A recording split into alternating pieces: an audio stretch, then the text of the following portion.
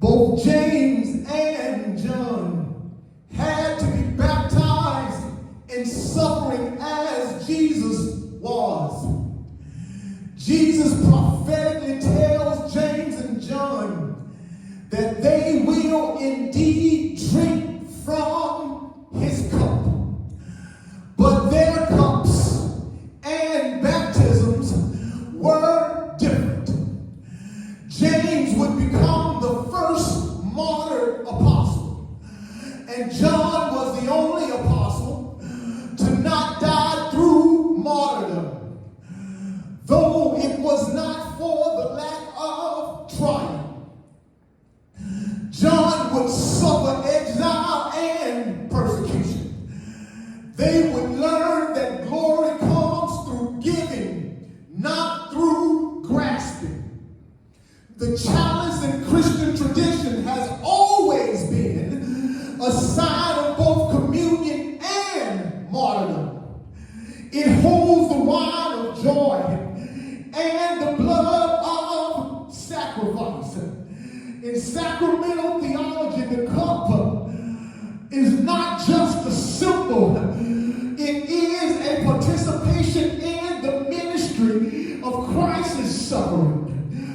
When we say this is my blood, we also say this is my life poured out. And so the Eucharist compels us that if we drink the cup, we must also serve with the towel. If we share in the table, we must also carry our cross. Jesus redefines greatness in his kingdom. The leaders are servants, and the greatest is the least. This is not just moral teaching, it's sacramental formation.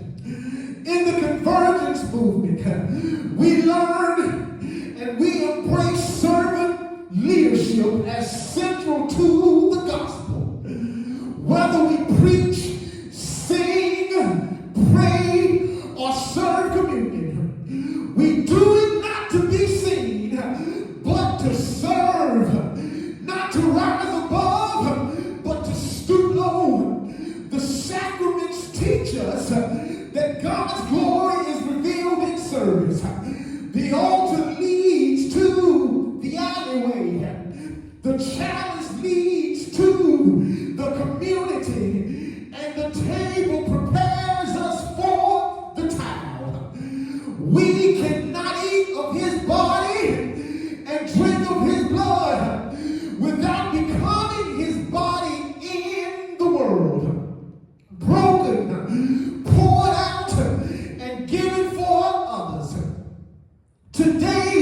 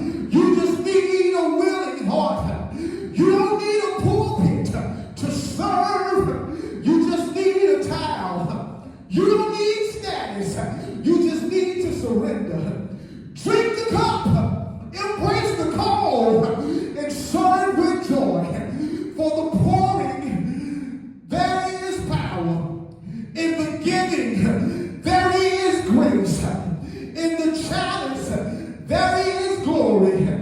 Can you drink of his cup? Can you walk in his steps? Can you serve without a title? Can you love without a platform? He drank from the cup of sorrow so we can sip from the stream of salvation. He took the cup of wrath so we can lift the cup of rejoicing. Say yes.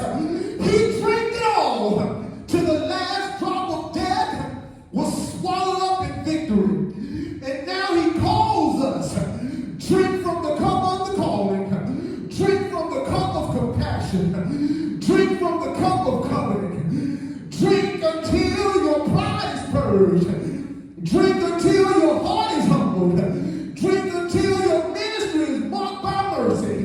And when you do, you will find glory, not in the crown, but in the cup. Glory to God. Say yes. He drank it, and he wants you to drink it too. Glory to God. And now, when you drink,